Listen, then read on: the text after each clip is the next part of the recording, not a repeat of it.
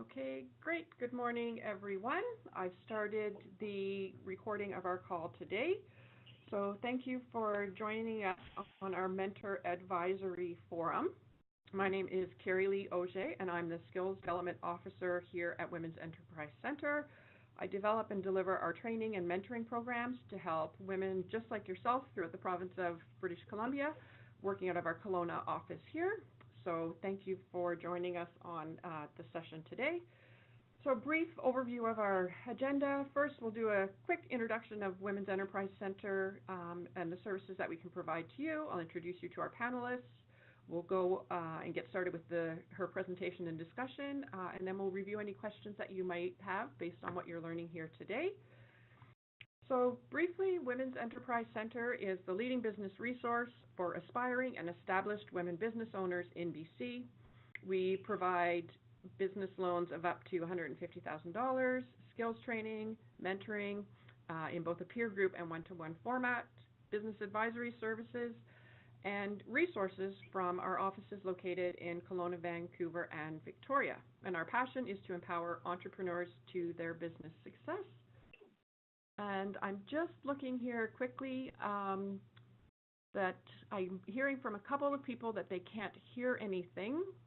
So just going to look at that technical issue and see if we can get that fixed.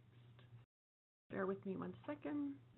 And it will be recorded, so hopefully most of you can hear. If you're on the WebEx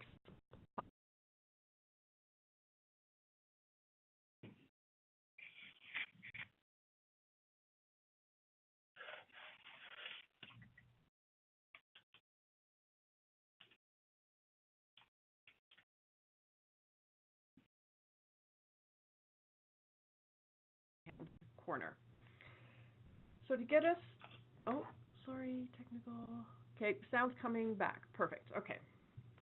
So for today, our topic today is the personal change formula, clear steps to achieve life-changing goals. And to answer your questions this morning, we are pleased to have Bowen of Manager Know-How. During today's session, we will find out the truth behind your thoughts and explore how to break down barriers and achieve your life-changing goals. You're going to uncover what's blocking you from actually doing what you say you want to do and embrace the shift to accountability and action in all aspects of your life.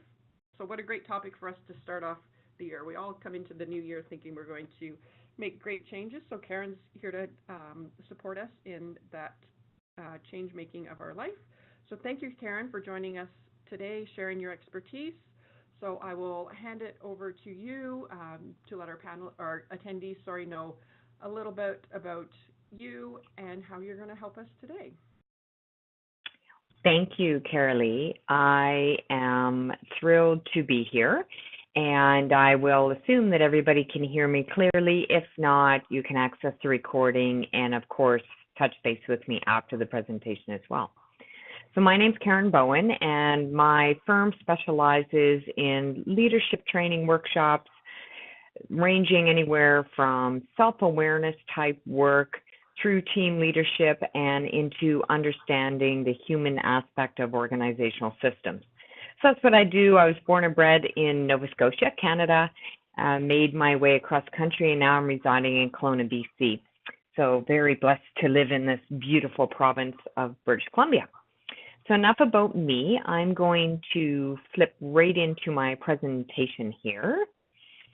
And I'm just getting a little feedback on my audio, Kerrilee. So if I'm pausing, there we go. That's better. Thank you. Perfect. Okay. So here we are. I'm assuming that everybody's interested in personal change, and that's why you chose to attend this presentation today. And change is one of those things that it's very difficult to make it sticky. So when we look at change and we think about why we don't change, there's often a change that I want to make. There might be a change that I've tried before, and it's challenging. I call this type of change Teflon change. It just doesn't stick. We start and it kind of slides right off. So again, I will assume, because we don't have that interactive audio until the end, that I'm getting some virtual nods and people understand what's I'm referring to when they hear about that technical type or Teflon type change. So what is it that's holding you back? There is a formula that we can easily apply in respect to personal change. And when we figure out what pieces of the formula are missing, that can actually help us spur us forward to making the changes. So if we know what's missing in my change and why it's not seeming to stick for me, then it becomes really easy to identify those things that are going to propel you forward.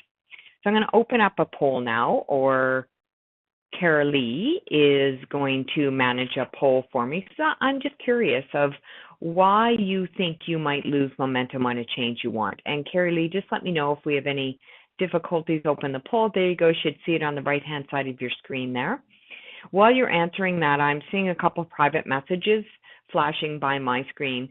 So you're aware, if you do have questions and answers, if you could direct them to Kerrilee or just into the broader chat, that would be great, because I'm not actually managing that aspect of the webinar. So you have a poll that's open on the right-hand side of your screen there. You're going to click your response and remember to hit submit, and then Kerrilee will show us the answers there, or at least some of the patterns that might be showing up. Now, why did I lose momentum? It got too hard. I didn't know where to start. Life got in the way. That happens quite a bit. There's just not enough time, or I really don't know, but it just didn't work for me. So maybe just another couple of moments, Kerrilee, and if we can just close that and see what kind of responses we've had so far, and then I'll move forward. Awesome. So as you would expect, a range of responses, because we all have our various reasons for why change isn't sticking for us. So we did have a few responses of some majority patterns showing up of, I don't know where to start, or life got in the way. And you're not alone in that. This is what I would have expected to hear. So here's the formula that we're going to go through today. And this is mainly attributed to two scientists called Dick and Harris. And really where it was originated, just a little bit of history on this, is there was a group of human scientists who were working on behavioral problem solving. So they were trying to solve the problem of human behavior, just a little problem there. And the scientist, one of the behavioral scientists by the name of David Gleicher, jumped up and he said, I've got it. It's a formula. And he scratched this formula down on the blackboard. It's gone through a couple iterations, but basically what he wrote down was D times V times F must be greater than R. And that's the formula that we're going to be looking through today. So D times V times F must be greater than R. That's going to be the formula that we're looking at today. So let's start with the D. So if we look at the D stands for dissatisfaction with current state. So all change begins with a dissatisfaction with your current state. And it depends on two things, actually. It depends on our ability to recognize that the pain of not changing is likely to be greater than the uncertainty of change. Let me say that again. So the pain of not changing, the pain of staying the same, is greater than trying to change something, even though it might be uncertain. So dissatisfaction depends on recognition that the pain of changing is greater than the pain of not changing is greater, and there is a willingness within you to search for alternatives. So you actually have a willingness to search for those alternatives. The next part of around being dissatisfied enough with current state to make a change is identifying if indeed you are dissatisfied enough. And what comes into this is having an ability to be real. So being real with where you're at. Often when we look at personal change, we like to sit in a little bit of delusion about where we might be at right now. And then when the change doesn't happen as quickly or to as much of a significant state that we want and then we expect, we get discouraged. And we get demoralized, and it's harder to stay committed to that during our real life. So the D of the formula, dissatisfaction with current state, including pain of not changing is greater than change. you're willing to look for alternatives, and you have an honest, real look of where your starting place is today. So, I hear about Teach Fitness as well, so I hear a lot of this in fitness and weight loss journey, or maybe a personal health change or a diet change. I eat pretty healthy today. If you're really real with yourself, how unhealthy do I eat? I think I might have a treat or two a day, and in reality, if I do a food diary, I'm eating a lot more treats than I think I might. So you have to have that willingness to be real with where you're at right now. So that's the D in the formula, dissatisfaction with current state. Now we're going to look at the V, the vision. This is a vision of something different. And basically what you're doing here is you're identifying what you want. And ironically, in my coaching practice and as I work with leaders, the most common response I get when I say to someone, what do you want? What's your vision of a different way? I get this. Well, what I don't want is, and I get all these lists of what people don't want. And that's okay. It's good to know what you don't want, but it's not a place that you can move from. You don't physically, spiritually, mindfully, intellectually move forward to a don't want. There's no first step towards a don't want because you're just stuck. So if you visualize it, if it's a, even a physical step you might take, if you just don't want to go there, then you're going to stay where you are. So flipping that vision and getting really clear from what I don't want to what you do want. And the reason why this ability to create this vision is so important, that if you cannot find a way out, so if you're dissatisfied enough to make the change, but you don't have a vision, the result is anger, might be a little bit of depression, frustration, anxiety, or apathy. You just don't make the change because you're not invested enough in a vision of the way things could be. Now, vision is big. It's epic. I call them BHAGs, big, hairy, audacious goals that are related to the vision. So if you take a step back and you apply enough audacity and creativity, the new perspective you get might make the impossible possible. So be brave and be epic in your vision and be ready and have a willingness to be uncomfortable. Change is not a comfortable process. So being willing to sit in that uncomfortableness as well. So let's revisit the formula again. We've talked about D, dissatisfaction with current state and being dissatisfied enough with your current state and being real about where you're at and knowing that you're ready to make that change. Then we talked about the vision, that big, hairy, audacious goal, that vision of something different. What do you want? What do I want to move towards? Now we're going to look at the F in the formula. And the F in the formula is that first step. So when we opened up that poll, 27% of you said, I don't know where to start. And that's why I don't make changes, or that's why my change hasn't seemed to been sticky. It's been that Teflon change for me because I don't know where to start. So the F in the formula is exactly that. You need a clear and achievable first step.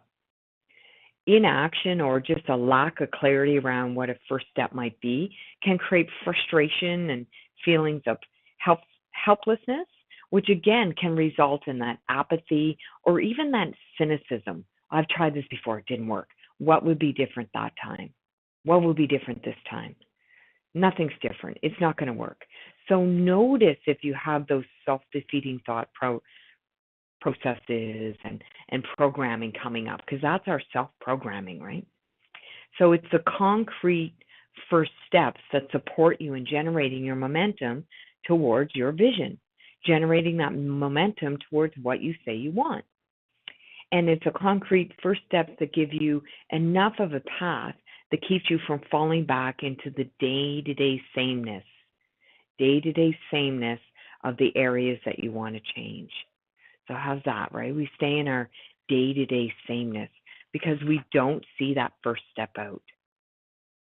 So one of the things you can do around first steps is, you may have heard of this before, we call them SMART goals, right? You want to create these littler goals, these chewable pieces. So we don't need an elephant all in one bite. We have to take little pieces and little bites. These are SMART goals. When you think of a concrete first step or SMART goal, they're specific. It's not, oh, I want to run a long run someday. It's no, I want to run this marathon on that date. Be as specific as you can. It's measurable. How will you know if you're making progress towards that goal or not? It's attainable. So if I've never run a step in my life, might not actually set a marathon as my first goal. Maybe it's I'm going to join a Learn to Run group in my town. Maybe that's my first step. Maybe my first step is I'm going to train by myself, and on my walks, I'm going to try running for a minute every 10 minutes. Maybe that's my first step. There's no right first step. It's whatever one you know that's specific, you can measure it, and it's attainable for you. And it's also realistic, or relevant is the other R that you could use here. So it's realistic and it's relevant to your world. This isn't a goal that someone else said I should do, or that an idea is someone else said you could try this. This is something that for me feels relevant and realistic that I can do. And of course, the T in the formula is timely. And if it's 3 years from now, it's too nebulous. It's not close enough to my current state that I'm actually going to take action on that. I personally like to add 2 more letters to these SMART goals or SMART objectives, if you've heard of this before. So I make them smarter, not just SMART goals, but smarter goals. And I add that it's engaging for me. This is something I'm excited about. If I pick something I want, but I'm not excited about getting started, I would actually go back and revisit that vision. Is this truly what I want? This is something that you want to generate energy and enthusiasm about beginning. So make sure that your first steps are engaging for you. And then, of course, also that they're rewarding. Celebrate those successes. Celebrate your small wins. Really have a sense of pride and appreciation, and honor yourself for the work that you're putting in. Not just at the end of the journey, but of course along the journey as well on those little first steps. So set those goals, set those concrete steps, and think about how you would apply that to creating that first step that might lead you towards your vision. So I've covered a lot so far. I've covered dissatisfaction times vision times first step. So again, Kerrilee is going to help me here. We're going to open up another poll because I just want to do a little bit of a check-in with you of where you're at right now. If you think of a change you're thinking about or working on, do you have all 3 of these? Are you missing one or more? Or are you just not sure? It's been a lot of information. You want some more time to think. So again, selecting your answer and just making sure we click submit there, and we'll see if there's anything that shows up in our cohort today.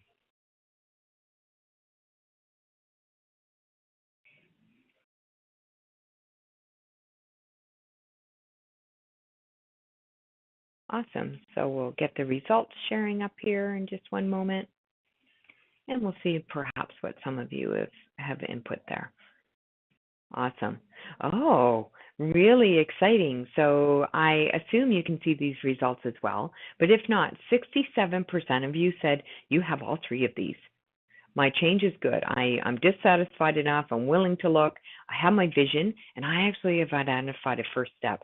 That is music to my ears. I so love hearing that. So if we look at the formula, what's funny is often we do have all 3 of those things.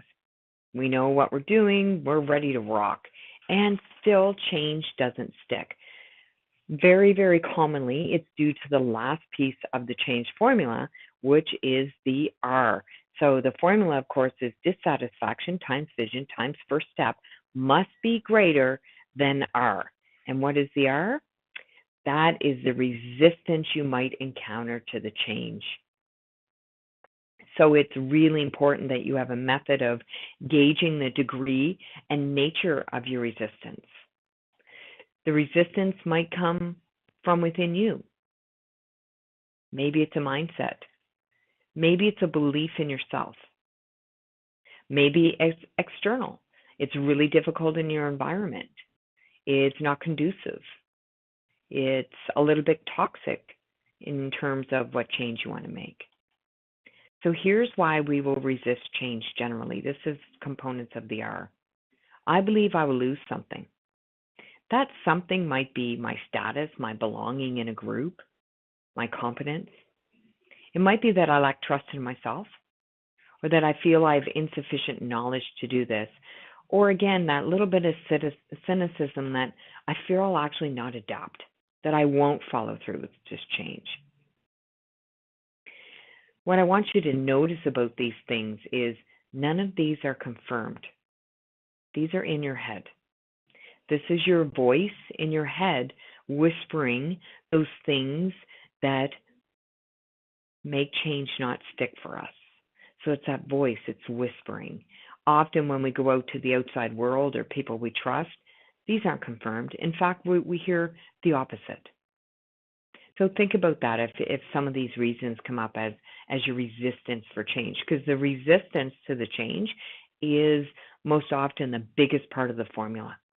So it's not that we don't have the other components, it's that we hit so much resistance that we're not sure where to go from here.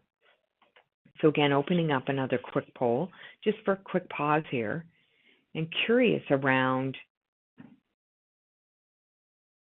whether you experience any of these. I think that's a previous poll, Kerrilee. There we go. We're just getting the new poll up. Just wondering if you experience any of these things, of that belief, lack of trust, insufficient knowledge, or just that fear that you won't adapt. And again, the time limit on this is 30 seconds for response.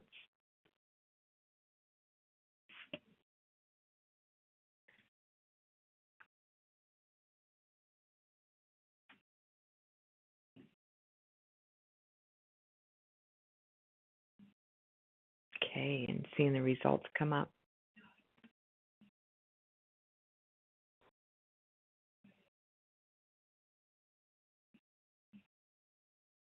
Assuming the results are going to be brought up, or perhaps we didn't have any responses to that poll. I'm not seeing any. No, sorry, Karen, I've got that to show the response. I'm not quite sure why it's not showing, but 88% of people have picked A. Yes, okay. For their answer, yes. Awesome, thanks, Kerrilee. So big, right? So if we go back to the slide here for a moment, you think of it, 88% of you have experienced some of these at some point. So you're not alone. It's not just you that has that voice in your head. So what's one thing that we can do? Because the reality of it is that the only place where issues and challenges can be solved is in the present moment. The only place we can sidestep the problems of the stories we make up about ourselves and the other is in the present moment. And the only place we can develop a greater connection with ourselves and others is in the present moment. And what I mean by that is we can't do those things yesterday. I can't do those things tomorrow. I can hope I might do them tomorrow, but I can't guarantee that. Who knows what tomorrow will bring? Remember at the start, 27% of you said life gets in the way. That's often because we hope we'll do it tomorrow. Something will shift tomorrow. But the only place that we have true power is in that present moment. And one of the easiest tips I can give or offer to you around being solid in the present moment or grounding yourself in the present moment, it seems trite in some ways, but it's so true. Just breathe. Take a moment. Even do it right now. Let's do it together. Big inhale in through the nose.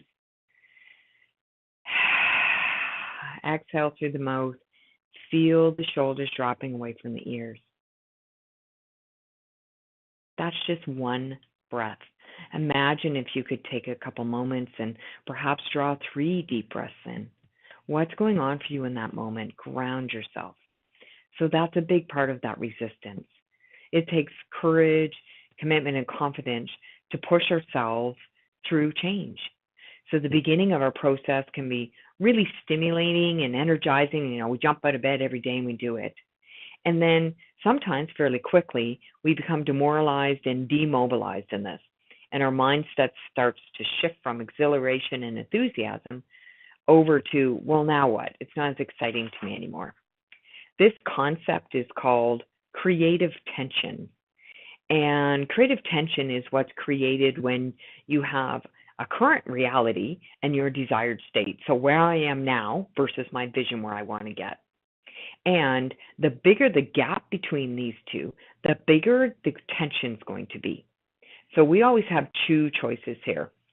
You can see this visual if you're on the phone. It's a visual of kind of two elastics, and one's pulling me forward towards my vision, and one's pulling me back towards where I am today. So as I think about this change I want to make, and some of the resistance is in this tension. So in my moment of choice, I can make choices that propel me forward to my vision, or I can make choices that bring me back to where I started. Those are big choices and little choices, and we own those. So at any moment when change gets hard, ask myself, is my mindset right now? Are my actions and behaviors moving me towards what I say I want, or are they moving me back towards where I have been or where I am now? So it requires focus, laser focus, to convert these demoralizing thoughts into energizers. So one of the things I can do is acknowledge that. Change is hard and it's uncomfortable. And I'm going to have resistance to this, and I'm going to have uncomfortable feelings. And if we recognize that and accept it and acknowledge it, then we can mitigate it when it happens, because change isn't all roses. Remember, the formula is that R is greater than the first. So dissatisfied enough, I have a great vision, I have this awesome first step. But if I just ignore the fact that resistance is natural, when it happens, it might blindside me and push me back to my current state. So focus on what you want. When you think about your first steps, find first steps that are not overwhelming. And when you have those difficult moments, refocusing on your vision. What is it I said I wanted? What is going to propel me forward towards that? Every little step you take or don't take creates a trajectory. So it's often not the big choices we make that makes our change fail or be successful. It's all the little choices we make. It's all little things we might do to sabotage our behaviors or even our self-thinking and our mindsets around that. So the change works with gradually, suddenlies. So gradually I do this, little step. Suddenly everybody sees me as achieving this great change. We miss the graduallys that move us forward. And conversely, of course, the graduallys, those little trajectory choices I make, am I making the ones that are actually moving me away from what I say I want? So only you can know that. And it's interesting, there's actually a part of our brain called the reticular activating system. And it plays a vital part in our ability to meet our goals.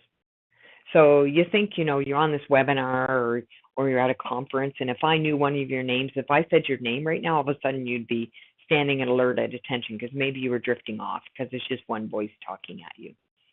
So your RAS is the automatic mechanism inside your brain that brings relevant information to your attention. So it acts like a filter between your conscious mind and your subconscious mind. It takes instructions from your conscious mind and passes them to your subconscious. So here's the important thing about this and why I'm bringing it up. That if you engage in negative thoughts, your reticular activation system does not decipher whether they are true or not. They pass them along. So here's one of those be present, power the present thinking. If I engage in thinking of all the reasons why I can't, why it's hard, why it won't work, my RAS is going to go subconscious, it's going to fail. It passes that along to my subconscious. If I choose positive thoughts, it's going to work. Here's what's going to move me forward. Keep it, yes, positive thoughts. My self-language is so important. Even if I don't believe it in the moment, I often use this with myself when my brain says, no, you can't do that. Often the thought process is I acknowledge you, thanks for saying, and I'm going to choose that this is going to be successful anyway. I actually say that out loud to myself. It might be a little out there, maybe even a little cheesy, but it does work because our subconscious takes our beliefs about ourselves seriously. So program that with intention. Program that with positive thoughts and the reasons why you're going to succeed. One of my favorite quotes is from Henry Ford. And what he said is, whether you think you can or whether you think you can't, you're right.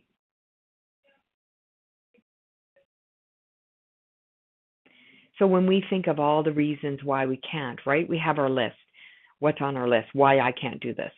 I don't have time. I'm too busy. I'm too tired. Those are all the things, right? So can we translate those? Why I will, why it's important, and what will move me forward? Is we all have our list of why we can't do things. And if you're not sure what's on your list, go home and ask someone that's close to you what your list is. They'll tell you because they hear it all the time why you can't do things. So if you're not sure what is on your list, go ask someone. And then notice whether, again, is this something that's important to me, or is it something that I'm taking on according to others? So you find yourself wondering, oh, I should do this and I should do that, or I shouldn't do this and I shouldn't do that. Taking those shoulds and translating them into wants. Because if they're just shoulds, you're not invested and you're just shoulding all over yourself. We tend to do that or walking around all day too. We should on ourselves. So convert those into what you will do and what's important to you. So in summary, let's look at what you need to be to achieve a personal change other than the formula. So you need to be real. You need to be real where you're at. You need to be brave in your vision. And you need to be smarter in your goals and your first steps. And you need to be focused on what you say you want. So there's the formula again. Formula for personal change. So think of a change that wasn't successful for you and run it through the formula. What piece was missing? Were you not actually dissatisfied enough? Was your vision not compelling? Or did you lack a way to get started, that first step? Perhaps, as you guys indicate here, you had all of that, but the resistance just was more than you bargained for. So you gave up your vision to release that tension. Maybe you lost focus. So we have another little poll for you, and then I'm going to wrap up my presentation. We'll open it for questions. And the poll is, what's your kryptonite? And Kerrilee will put this up for us. Thank you, Kerrilee. So what's your kryptonite when it comes to change? I don't think I was dissatisfied enough. I didn't have a vision. I didn't have a first step, or I honestly just had too much resistance hit me.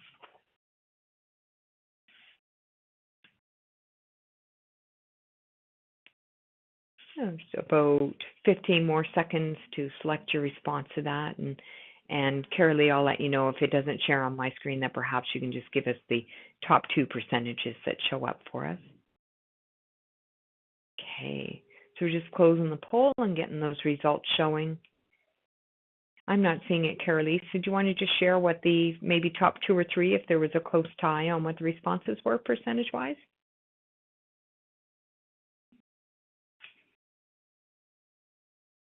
I don't have audio.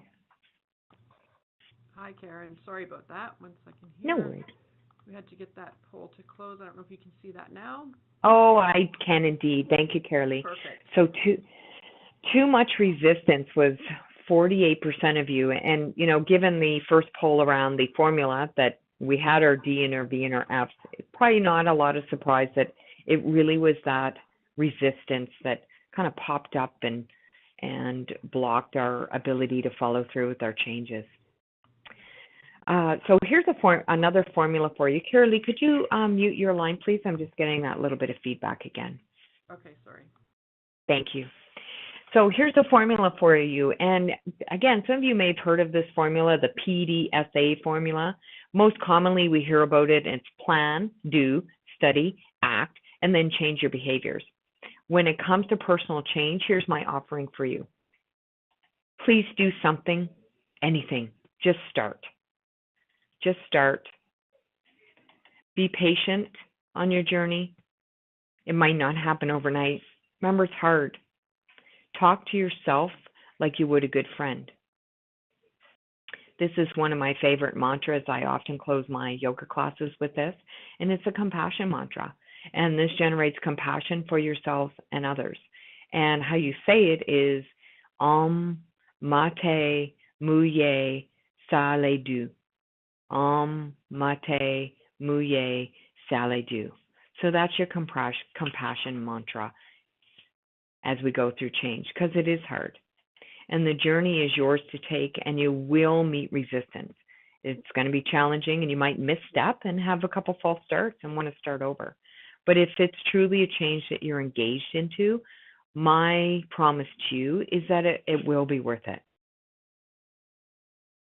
So I'm going to skip the final poll, Kerrilee, and just open it up for questions here through the Q&A, or I believe you can unmute. So I'll pause there and we'll open it for questions.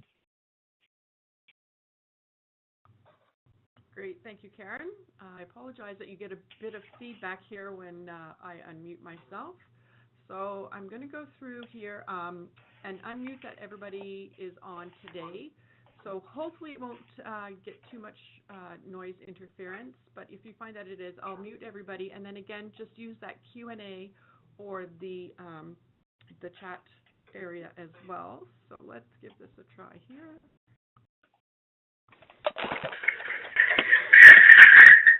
Let me unmute, so we might get too much feedback, so give it a try.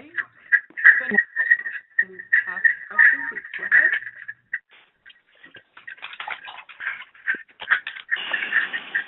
A couple of technical issues today, so I'm not sure if it's going to work.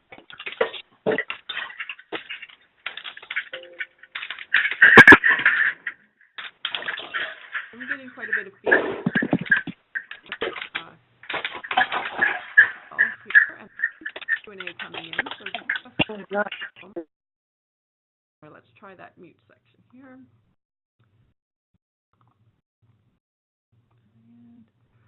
So here's a question here. Karen, you went through a quick list of 4 items to succeed, starting with you need to be brave.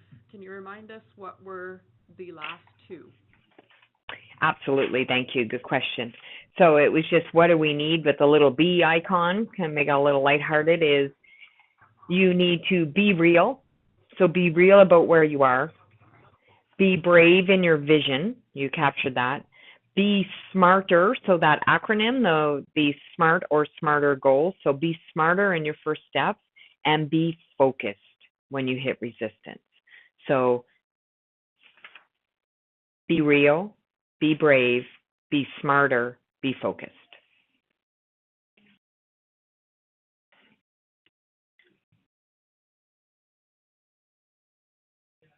And Kerrilee, I think you're on mute, so I do see another question, so maybe I'll just address that one a little bit. And it was a follow-up of how do you keep your focus? Very excellent question. So again, everybody's so individual, so it's hard for me to go, oh, we'll do this and it'll be perfect. But to reference what I used in my presentation is I need to be able to ground myself in the present moment and relieve that anxiety if I'm struggling with change. For me, that focus on breath, even that one deep breath, noticing my self-talk, if I am saying negative things to my subconscious through that reticular activation system, or whether I'm saying positive things, and keeping that focus, so reminding myself of my vision. And honestly, if you're still losing focus, sometimes we need a break. Sometimes we need to just be patient with ourselves, look for other areas of support. So it's difficult to give a succinct answer because everybody's different. And I certainly wouldn't profess that I'm the expert in what works for every single person. So explore those and find what works for you to get you grounded in that present moment. Back over to you, Kerrilee. Hi, Karen. It's Kerrilee. Unfortunately, I myself am having a bit of technical difficulty and did not hear most of your answer to that question, so I do apologize. That's okay. One of the things I wanted you to go back over, and I apologize if you just did this, but was you went from SMART goals to SMARTER goals, so engaging and rewarding. A lot of us take that, you're resisting the change.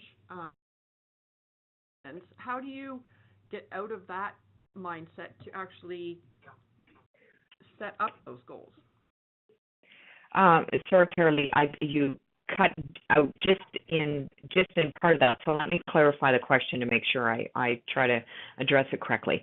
So when we're thinking of the SMART or SMARTER goals, and the resistance is how do I create smarter goals in the face of resistance, or what do I do if they're not working? It's just because the audio cut out there slightly, so I'm not sure I heard the question.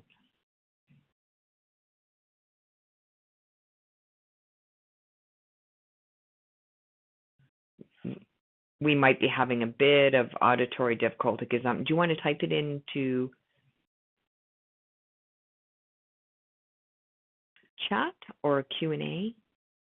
And of course, everyone else on the call, if there's other questions coming up for you, please type those in. I can see the Q&A, so I can certainly monitor that now that I'm not focused on slides moving around.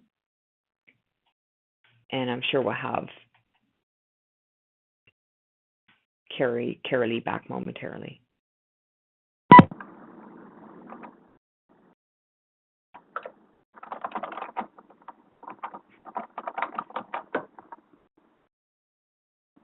It sounds like your audio is back now, Kerrilee. Oh, hi, this is Caitlin from Women's Enterprise. Hi. So I think Kerrilee's having a bit of technical difficulty here. So I can do any of facilitate some of the questions here, or if you can see them, Karen, that's fine. You can do that as well. Well, I did address the two that I saw.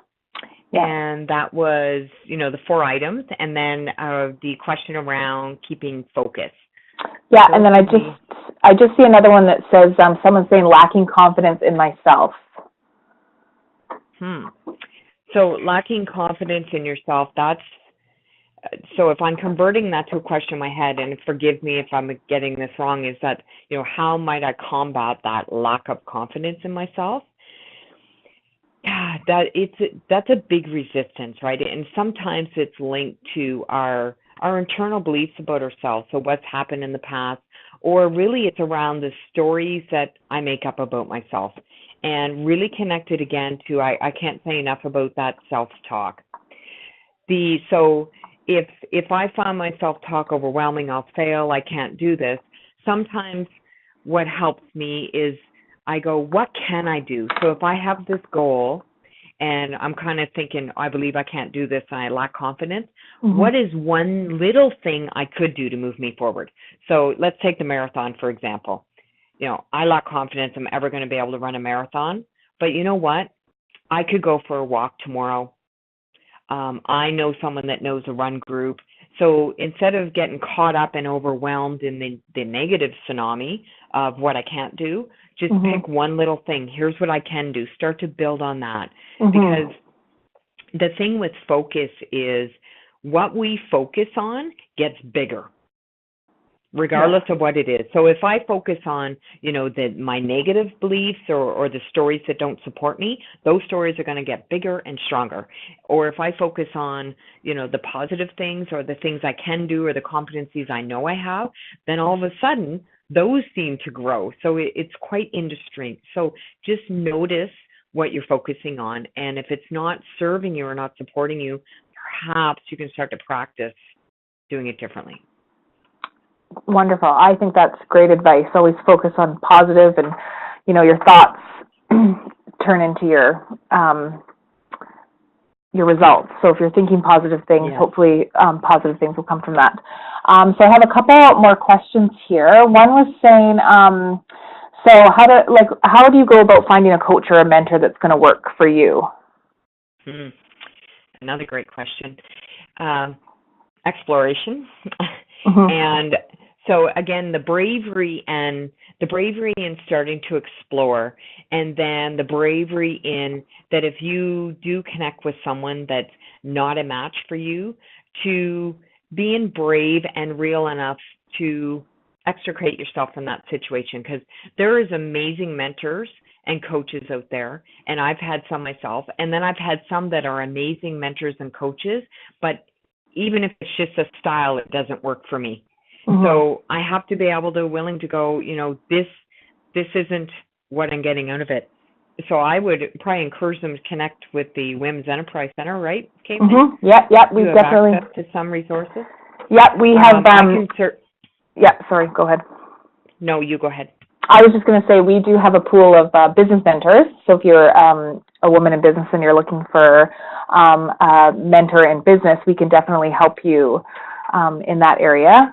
In terms of like personal coaches, we don't have a pool of those types, but we can definitely, maybe point you in the right direction. Yes, and I can as well. So I have, a referral network depending on what you're looking for that I might be able to assist with that as well. But really find the person that you mesh well with. Yeah, and maybe that's something that we can send out to the participants as a follow-up, maybe. Either your contact information or that link to absolutely potential coaches would be a good one. Okay. And then I have another question here about how to overcome the victim mentality. I'm laughing not in a at you kind of way, but in a chuckle kind of way, because I literally just delivered a different learning session and it's all about this. So, and it really comes down to that focus. So I wish I have a slide on this actually. So it's a cycle, and how the cycle works is our beliefs become our actions, and you referenced this, Caitlin, and our actions become our outcomes. So you have to start with the beliefs.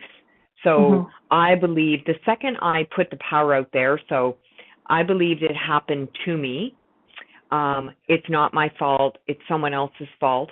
And by the way, there's zero judgment in this, because it might actually all be true. They're a jerk, or they did do something behavioral-wise or in an interaction that was gravely wrong or inappropriate. So technically, I am the one not at fault here.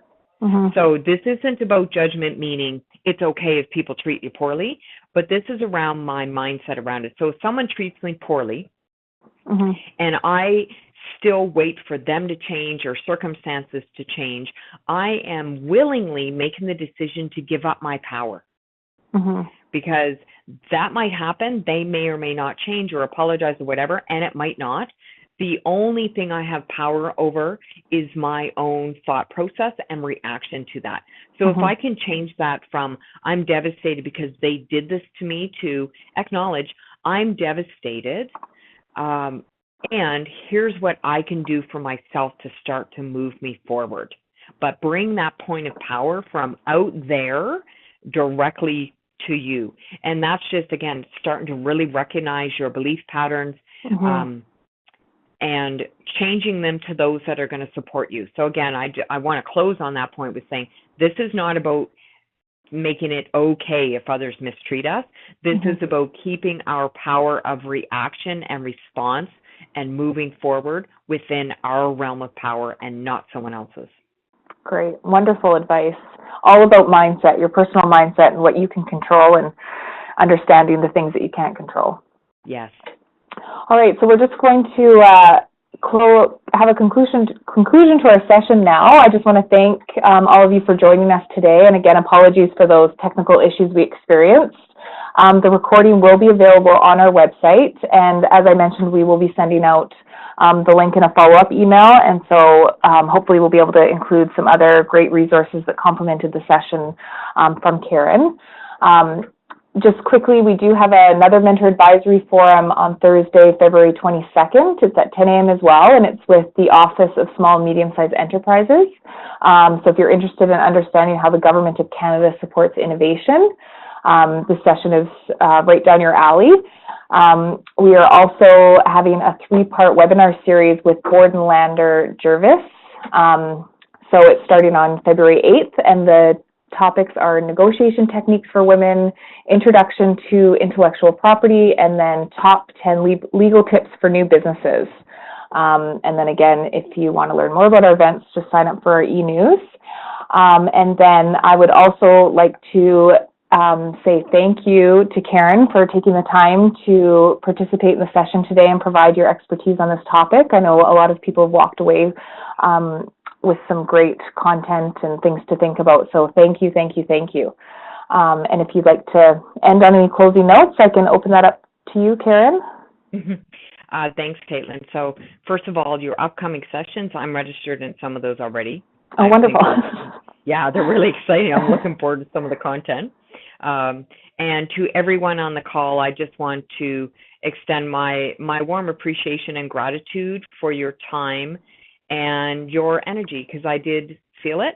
And I know that an hour out of our day is sometimes a big deal. So thank you.